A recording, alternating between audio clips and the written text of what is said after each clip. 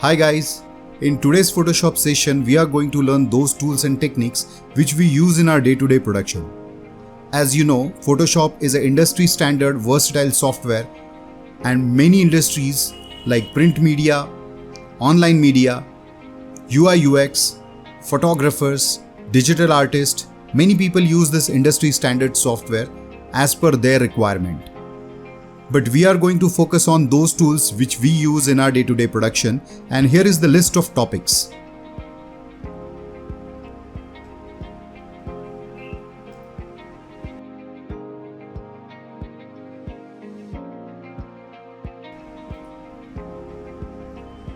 Okay, so let's get started with a blank document. I'll be taking 1920 into 1080p. Now you should make sure that you are keeping your new document in pixels, not in inches or centimeters. Since you are working for a digital screen, you should always keep in mind that you should take an appropriate resolution. Since this Photoshop is a pixel-based software, so you can choose. You can take either 72 or 96 for Retina, as well as 150 or 300 pixels. Remember, more pixels give you more sharpness, more clarity, as well as more file size.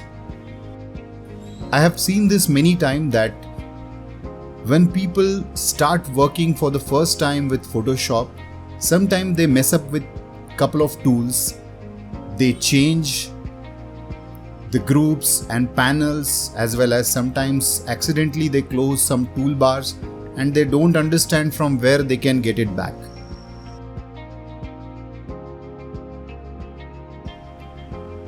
So in such cases, if you do not see any tool or toolbar or set of tools, simply you can go to workspace and reset that workspace so that you can see all the tools at its place.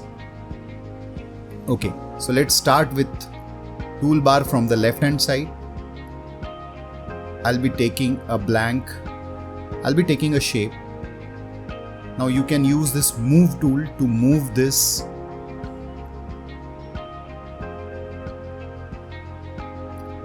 Since it's a self-explanatory name of this tool, it's a move tool so that you can use it for moving your elements here and there. After that you will see marquee tool.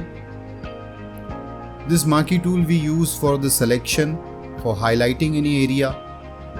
Just remember that whatever area you are selecting, you will be able to work in that area if you are using tools like brush or anything. You can add and remove your area by just simply dragging and highlighting.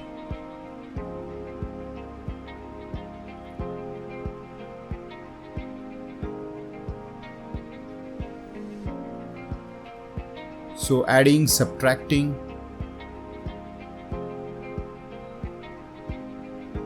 So you can use these addition, subtraction.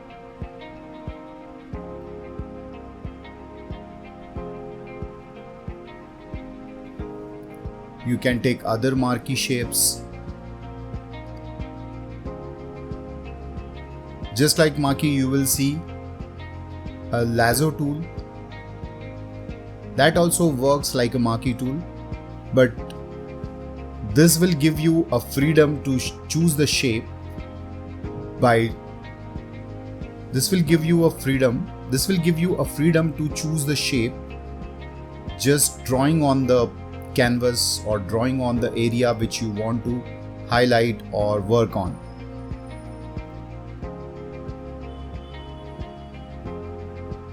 So I have taken this image.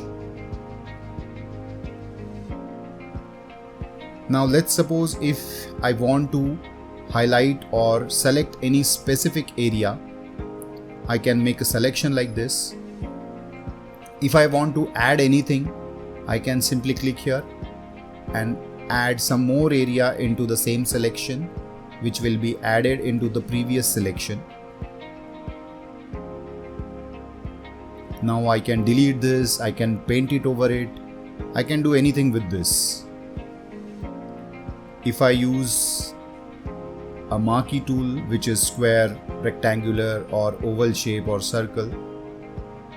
If it is not serving my purpose, I can go with the lasso tool. This is polygon lasso. This will give you a freedom where you want to click on several areas and you can highlight that area, you can select that area, and then later on you can do whatever you want with that area.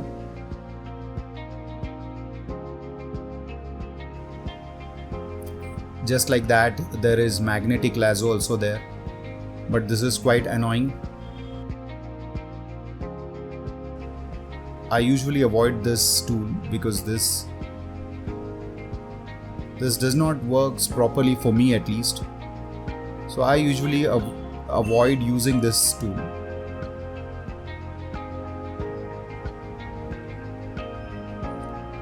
There are more selection which are AI based. You can use this selection.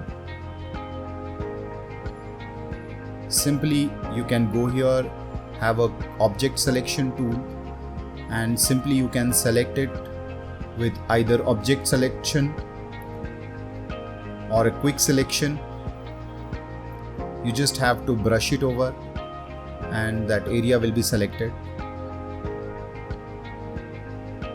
Just like marquee tool and lasso tool, you can also add area, you can subtract area from that selection. So all these tools give you a kind of freedom to select your area. After that, we'll see another tool which is a crop tool. If you go on the left hand side on toolbar, if you hover over there, you will see a representation in form of animation. A small animation will be shown over there, and it is a self-explanatory, like how to use that particular tool and how it is going to work. So you can have a help from here as well. If you just hover on that, you will see that animation. Now here I'm taking one more tool. So this is how you can add images into that. This is not so useful in our production, but just for your knowledge, I'm just telling you how it works.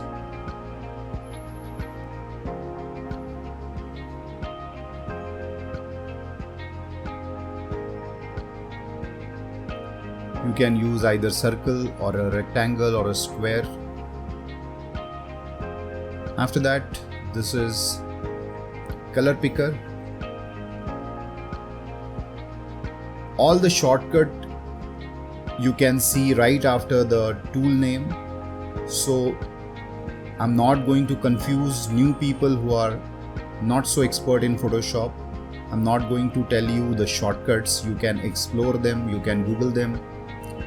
So this is color picker tool. You can pick color from anywhere from your canvas. Here are some other tools which we are going to see later.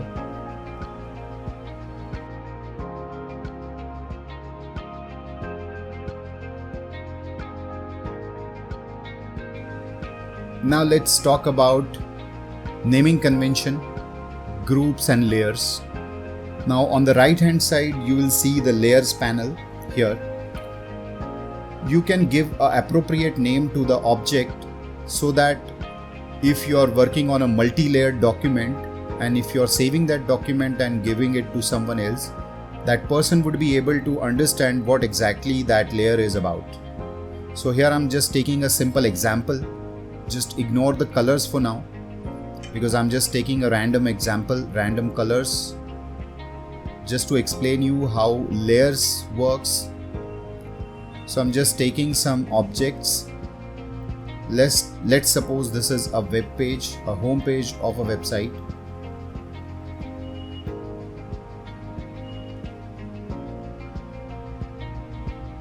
I'm just aligning it into center. On the top side, you will see alignments. From there, you can align your document. Now I'll be taking some image placeholders. Just double clicking here, I can pick the color. I'm just taking a random color. From here I'll be taking that color. Now I can just make some, I'm just going to give some name so that I can identify that letter. So this is, let's suppose, image 1. I'm just making I'm making a duplicate copy of it using Control or Command J. I have made one more copy. Now I'll be just keeping it side by side. Let's assume that these are 3 separate images. So just to understand that, if you're using multiple objects in the composition, if you give appropriate name to that document, you would be able to understand when there will be more elements. You would be easily understand which elements are there in which group. You can make groups out of it, just selecting these and putting them into a group. You can use a shortcut Ctrl G to put them into a group. So I'll be just highlighting this, selecting these and just putting them in group. I'll be giving a name to this group so that if I want to make some changes in any particular group, I can just go to that group and make changes going inside that group. So it is very simple. It is anytime suggested or recommended to you guys when you're working on any multi-layered document. Just keep naming properly.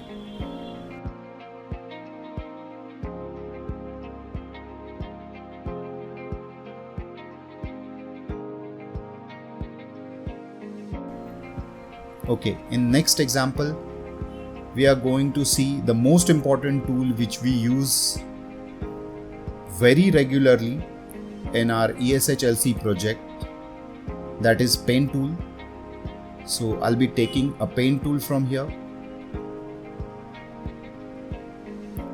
Now just click it.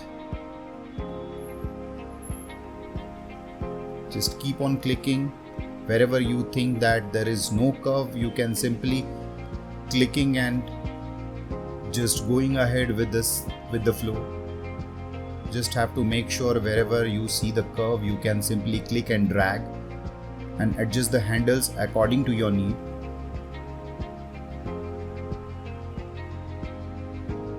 As we go ahead,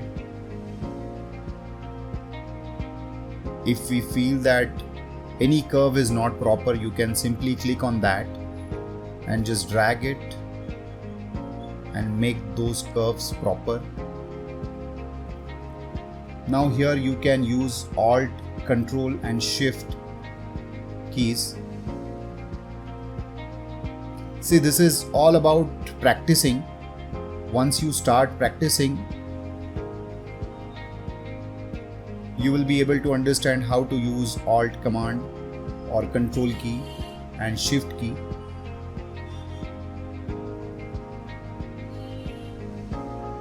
Now I'll be just drawing over the edges with the help of pen tool. Simply click next, adjust the handle, curve handle.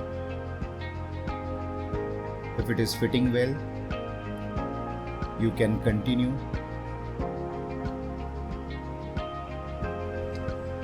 When you handle curve shapes, you see that it is easily possible to make it fit to that area using the curve handles.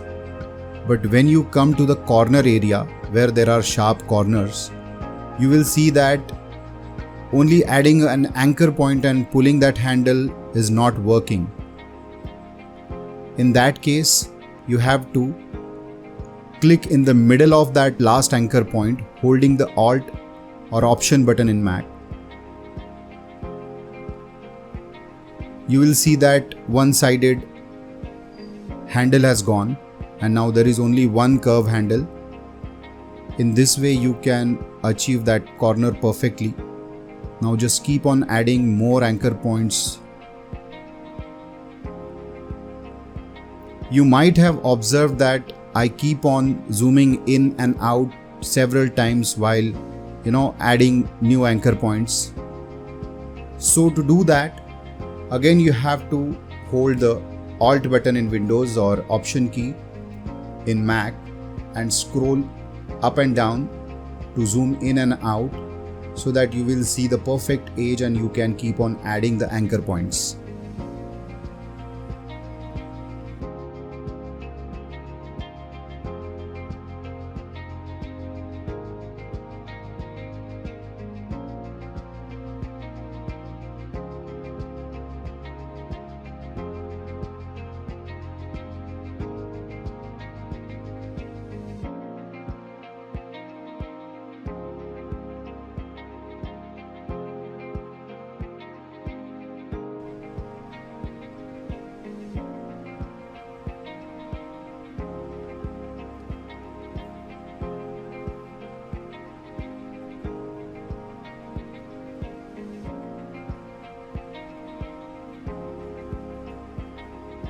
I believe now you have a better clarity on how to add anchor points and how to play with them. From here onwards, I am speeding up the process, fast forwarding the video.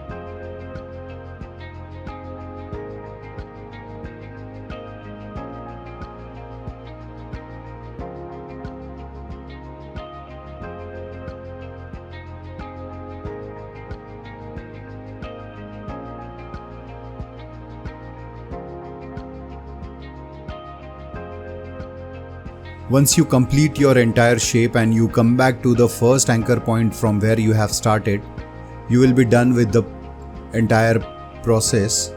Now you have to zoom in and out and check all anchor points are perfectly fitting. If you feel like you have to adjust few of the anchor points, you can click on it and use curve handles to adjust that shape.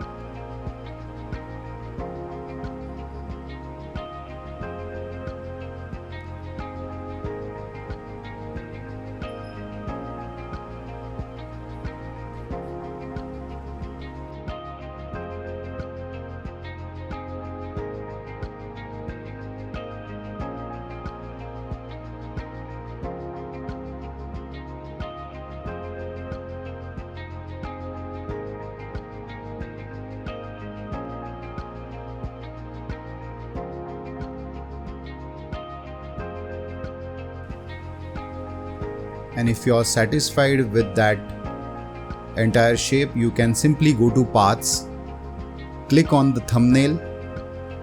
You will see one path over there. You can simply hold Ctrl or Command key in Mac and click on the thumbnail. Now you will see that your entire path has been highlighted. Now you have to go down to the mask right next to FX in the bottom side. Simply click on that and add one mask, and you will see that your background has been gone. Since there is a white background, which is a default background, you won't be able to see the transparency. So I'm just simply adding one color, a random color, to the background. Now you can see the background has been gone and it's a transparent, and there is a transparency behind this selected object.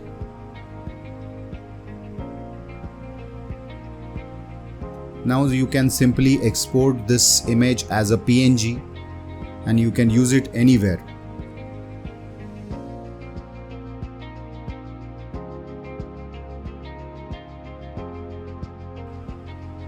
Especially working on the ESH/LC courses, we have to make parallax animations. In such courses, this technique will definitely helpful for you.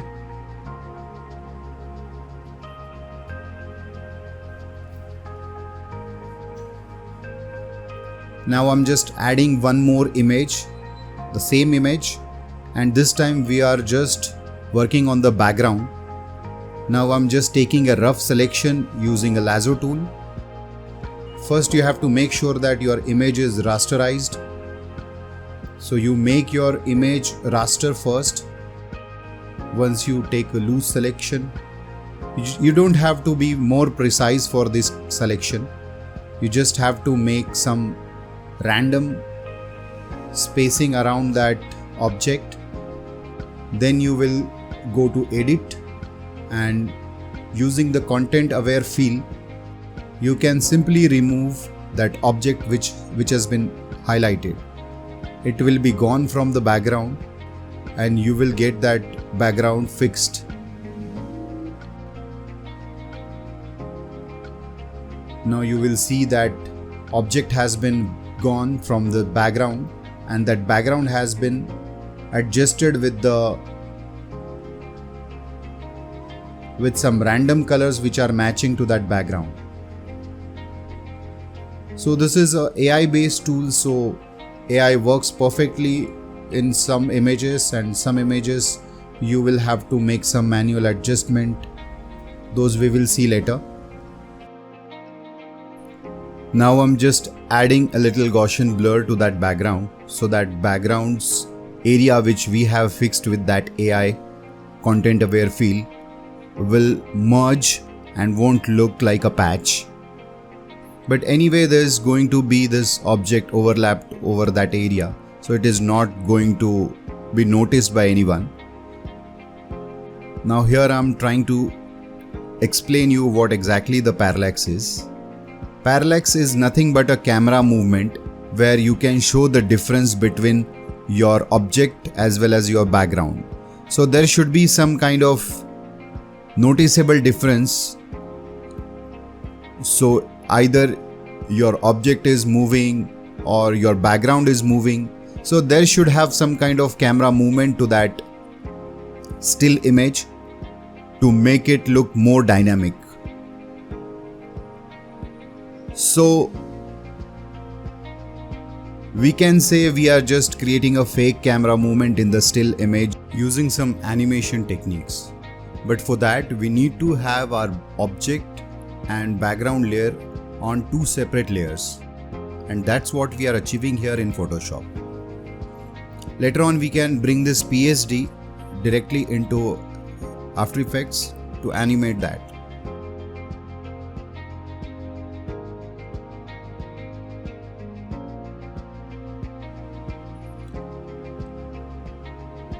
Okay, let's bring one more image. Let me just give you more details of content aware fill as well as content aware move. So I have taken one more image. Now I'll just rasterize this image first.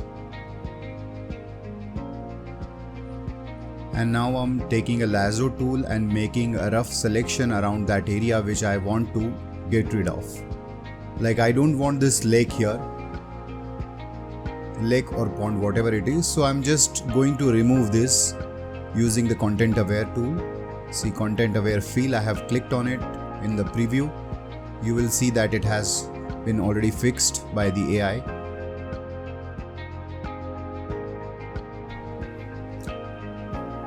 You will see that selection area has been filled up with some appropriate background from the same image. Now I'll be doing some more changes into the same image. Now let's suppose that we have received instruction from ID or someone to make changes in this image. I'm just taking a hypothetical example. So I just want to move this mountain to this area. So this time I have just highlighted that area, but you might have noticed that I'm not going to edit and doing the content aware fill. What I have done is I have just take a rough selection and using this content aware move tool, there are two cross arrows. On the left hand side you will see that arrow. Even here with my cursor you will see that same arrow. So I'm just bringing in some content to fill it in. Let's see. Now you have to trial and error few things because every image works differently. So I'm just experimenting that which area I can bring it to fill in that area from where I have moved that mountain. So I'm just filling in with some clouds and some other elements to make it look more real. See, now this is fitting well. Now from where I have moved that mountain, there is a some empty space which is not looking good. So let's try filling it with some other mountain area. Let's try it with this. Let's try putting this here. Okay. Remember that I'm using content aware move, not content aware fill, because content aware fill do the filling work only, because content aware fill take care of filling the area with some appropriate background. But content aware move fix your background as well as the selected area. It will help you move somewhere else.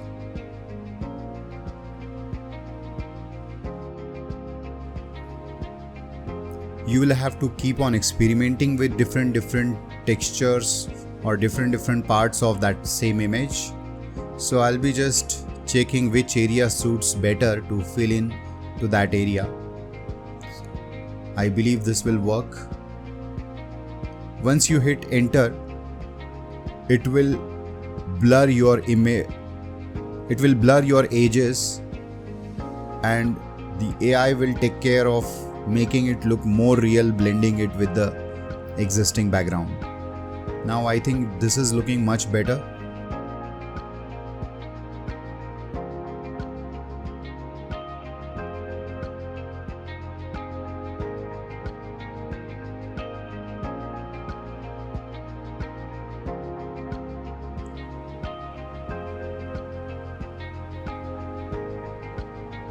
So I'm just bringing in one more image. Let's assume that we have to crop out this lady. We have to get rid from this background. We are not showing this background with that image. The one which we have prepared earlier, we are going to show this lady on that background. So I have taken a selection using the object selection. Now I'm going here to select. You can select either that object or you can just select and mask. Now I have entered into that dialog box of mask. You will see many options on the top here, like onion skin, overlay, black and white. So every mode has its own significance. Whichever you feel that it is suitable for you, you can pick any of the modes. Now I have taken this overlay where I can see that background hidden with that red color, and whatever is not hidden, that is going to be there in that image. So here I'm just using this refine edge tool, this brush. I'm just painting that area which I want to be included in the image. Since these small thin hair, this area should be included in the image, otherwise it will look like a fake image. So just to add those details, I'm just brushing over the edges. So carefully you have to, just brush up these edges. It's very interesting tool.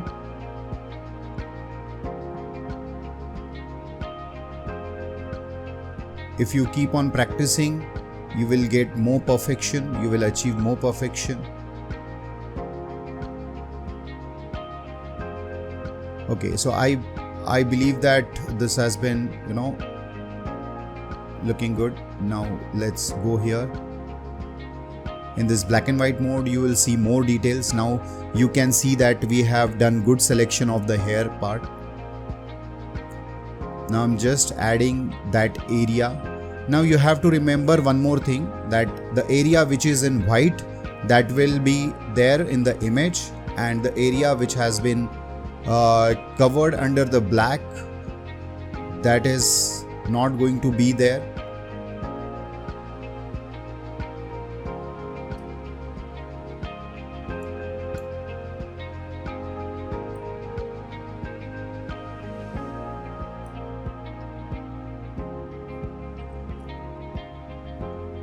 Now taking plus and minus these brushes, I am just adding white area so that there will be added more details into that lady's face.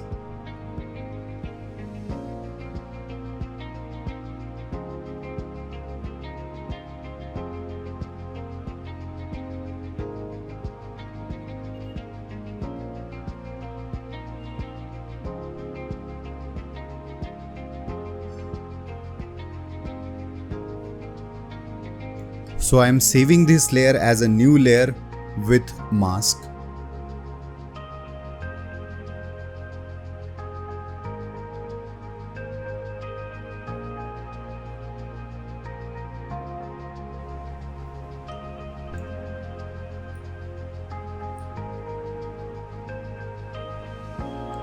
Now I'm taking that same image as a background. Let's assume that we have received instructions to work on the background, just like we have worked earlier on the same background to understand how content aware move and content aware fill works. So here we are using the same techniques again.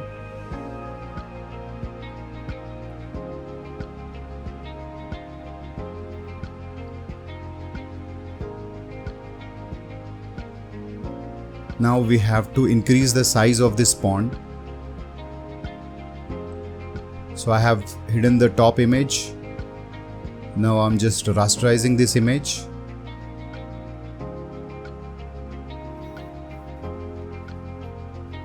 Now making a loose selection.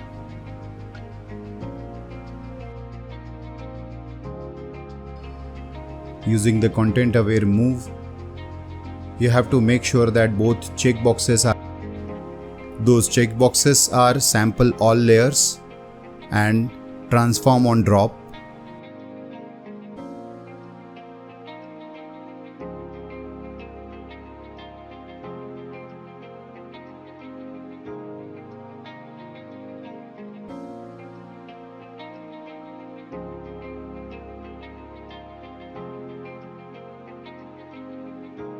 So it will give you freedom to play around the shape of that selected area. Here I'm showing you that area again. You can add some more area to the selection so that you will have a better image output. Now I'm just using content aware move and scaling it up.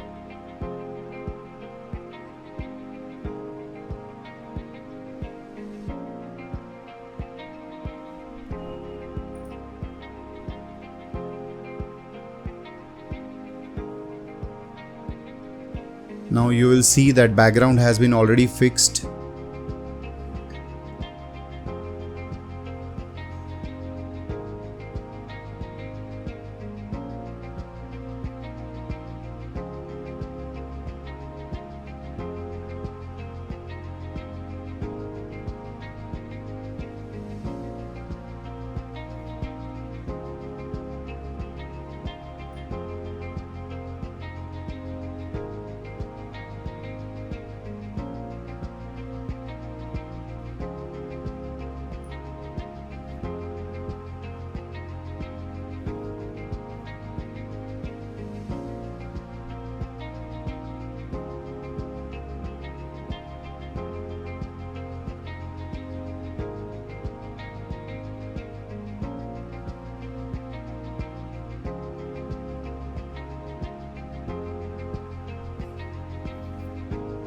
Now I'm making few adjustments.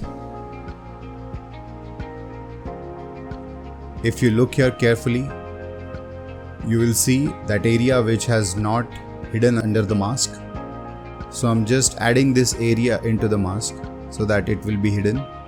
Just remember that when you are applying the mask, you have to make sure that you are using brush in the correct way. You have to select the mask and then you just have to carefully paint it over. So whatever you will paint with black will be hidden and whatever you will paint with white will be shown. Now it's been done. Now you can see that image. We have achieved the effect which we wanted to achieve. Now there is one more thing has been left, that it is looking a little unnatural. Why? Because we have extended that pond, and logically if that pond or lake is there, there should have a reflection of that mountain range in the water.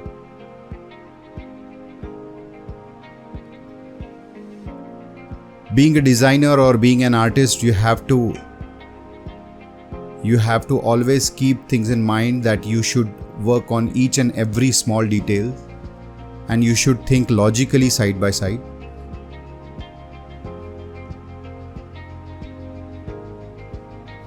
If you are manipulating any image, you should make sure that it should look convincing. So now I'm just trying to use different selection tools. Now it is completely subjective. There are multiple selection options given. So you have to decide that which selection is going to work for you here.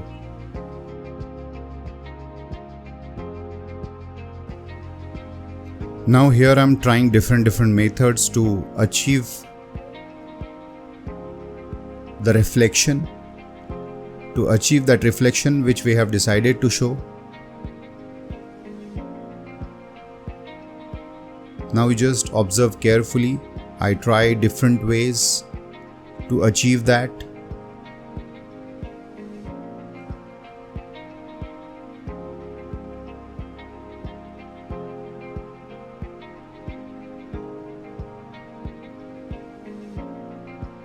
If you select any of the image area and if you press Command or Ctrl J, you will have one more copy on the top layer having that selection. Now I'm also working on the same technique. I have taken a copy. Now using these are the blending modes. Now I'm just checking which blending mode works better.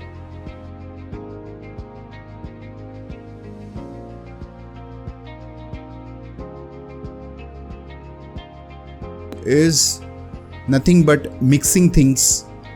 So here we are trying different blending modes just to make sure that that reflection should look natural. It shouldn't look like a fake reflection we are showing. So I'm just trying these blending modes, and this blending mode is also a subjective thing. It works differently on every image, so you have to try checking with each and every blending mode, and whichever you feel that it is suitable for that image, you can go ahead with that blending mode.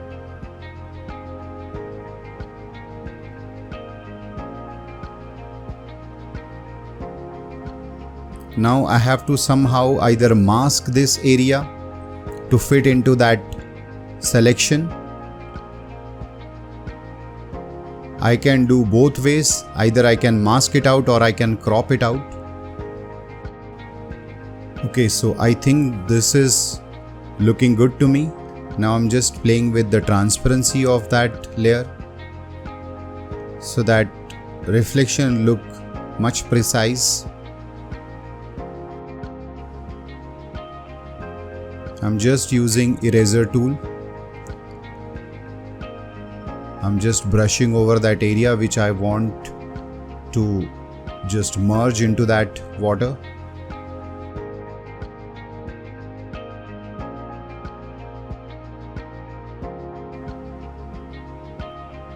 Now everyone is having their own method to do the things. So I'm trying different methods so that you can see which one you feel that easy for you. The ultimate goal is to achieve that reflection.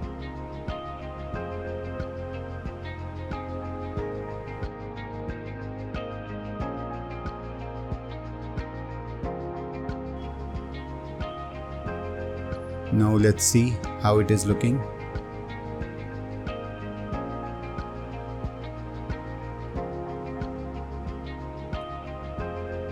I think this is looking good now.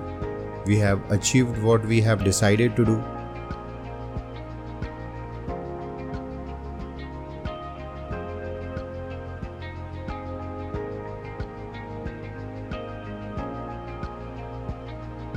The reflection seems okay.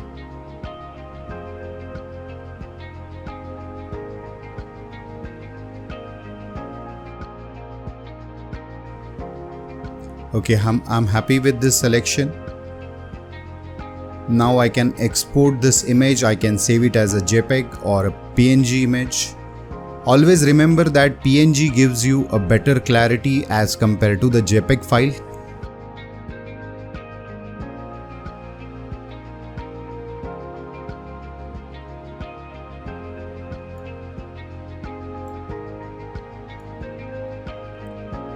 Okay, now I have taken one more image and we are going to see some interesting tools. One is spot healing brush, a healing brush and a patch tool. Now these are excellent tools which helps you manipulate your image in a better way. Till now we have seen content aware fill, content aware move. So while using content aware fill and move, sometimes you feel that the area which have been taken care by the content aware AI, that is not looking natural. So you can manually add some more elements to that background which will make your image look more natural. So let's see how these three tools works. So we are going to use all three tools wherever it is possible or required: healing brush, spot healing brush tool and patch tool. Now there is no fixed method here because you have to keep on trying different tools, whichever is suitable for you. Now I have selected this area and just checking if there is anything I can replace with. Now this has done my job. It is looking better than before. I have just copied the pattern from the another area of that image. Now I have taken a selection. Now using the patch tool, I'm checking if I can get a better replacement for this area. Okay, now this looks better. So this is also an AI based tool. So this try to find out and feel that area naturally which you have selected.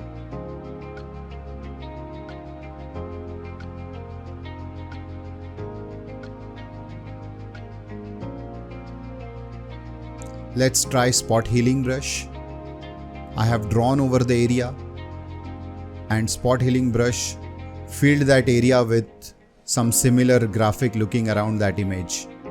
Now see, it is not working here. So again you have to either go for the patch tool. Let me tell you one shortcut for content aware fill. If you press Shift and backspace in Windows or Shift and delete in Mac, you will see a dialog box which is content aware fill. If you hit OK, content aware will adjust the textures from your image. So if you could not achieve with the content aware, you can use alternative. So if spot healing is not working, you have to try another things. So this is hit and try kind of thing. Now these small things I can easily fix with either spot healing brush,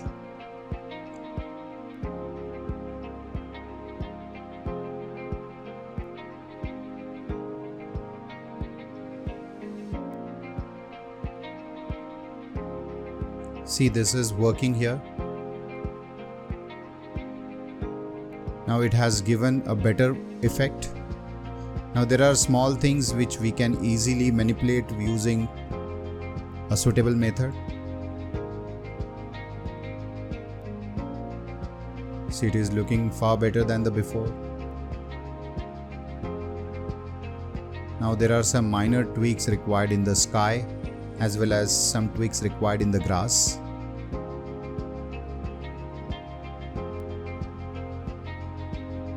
So you have to work on different images. You have to do the practice. You will achieve the perfection.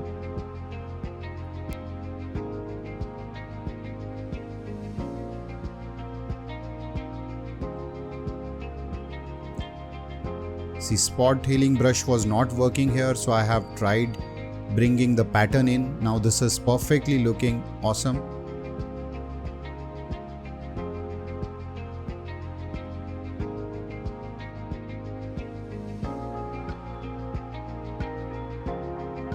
Now there are few things you might have observed that few things are looking like a pattern.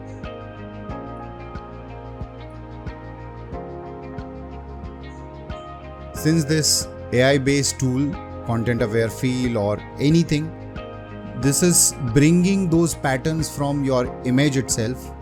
So it is quite possible that it will copy the patterns which are already there in the same image, and usually land, sky or anything that does not have a pattern, a tile kind of pattern.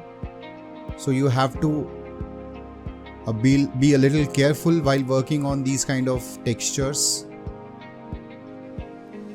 You have to do some minor changes. You have to quick fix few areas. If you think it is looking good to you, you may straight away save this. So all these tools help you manipulate the image.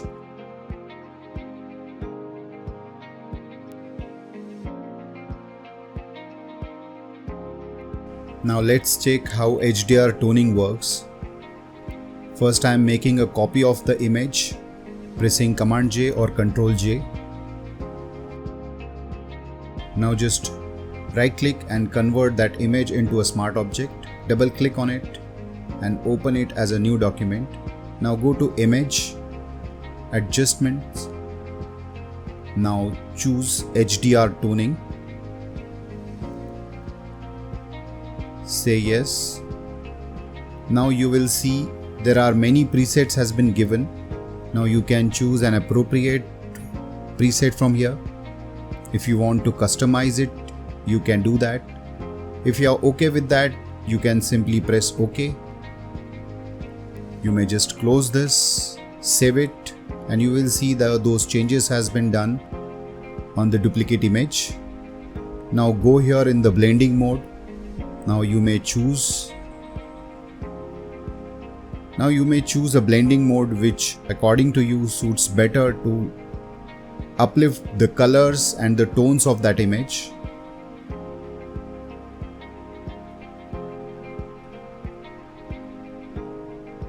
Now this seems better than before.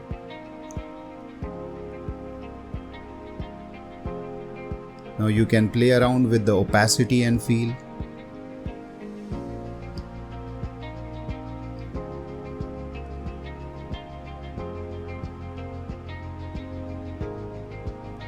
I'm just taking an adjustment layer, adding curves. Now I'm just taking the mid value, the gray. I'm picking the gray and checking. Now I'm taking the brighter color. Now I'm taking the dark color. Now somewhere this is uplifting the colors of that image. If you think that it is working, in your case, you can keep it. If you think it is not working, you may discard this.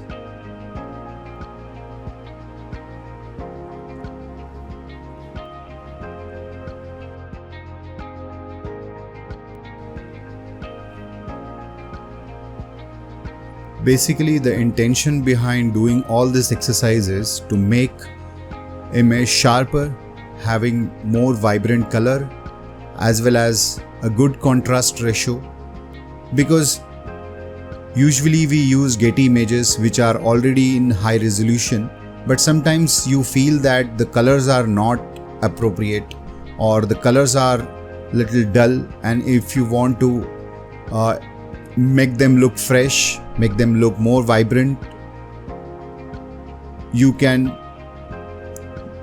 make some minor tweaks like HDR toning and other adjustments. And if you are happy with that, you can go ahead with that change.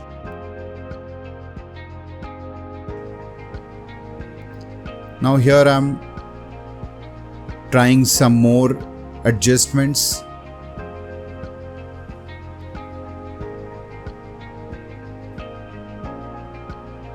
If you want to make any selective color fresh, you may try this way. You can pick the specific color which you want to make more vibrant. You can play around with these settings.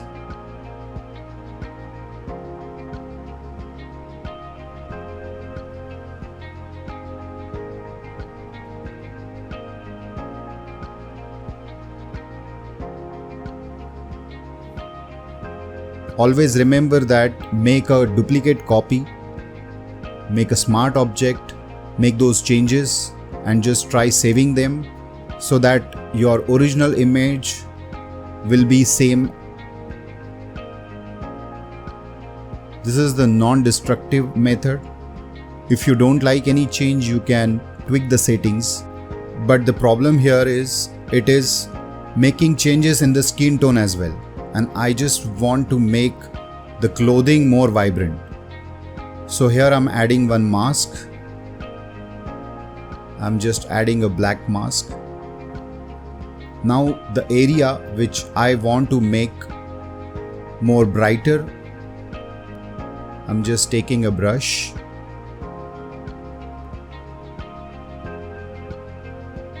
and I'm just brushing over the clothing and the area which I want to make more brighter.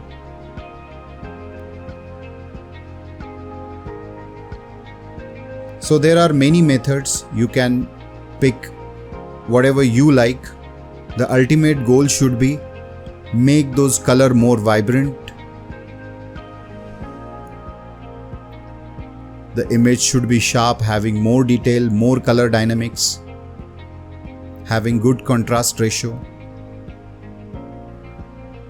a well saturated colors.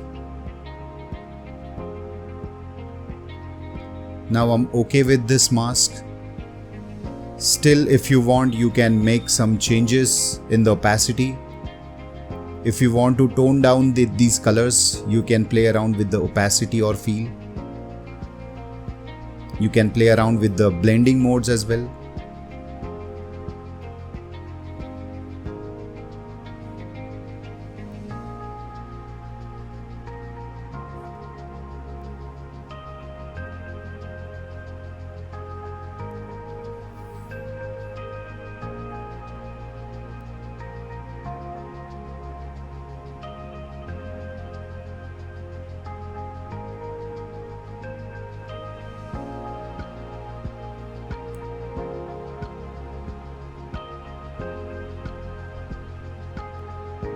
Now you will see the change. This is after applying the filters.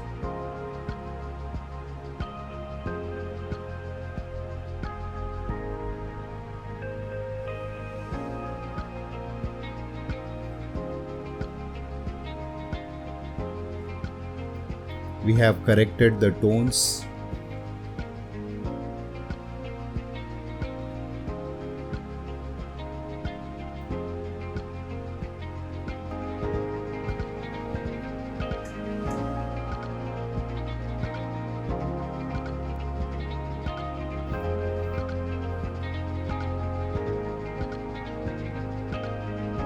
Basically, the HDR toning works better on raw images.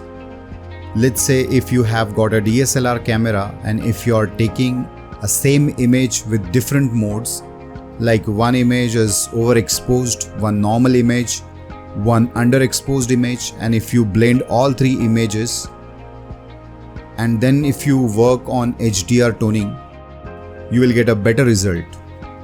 But since we do have single image, we have tried different settings, filters, adjustments, and we are trying to achieve the same result. Now we will keep the older image and the one which we have tweaked. Now I'm keeping both images side by side so that you can compare the difference between them. So that's it for today, guys. I hope these tips and tricks and techniques will definitely help you. Thank you.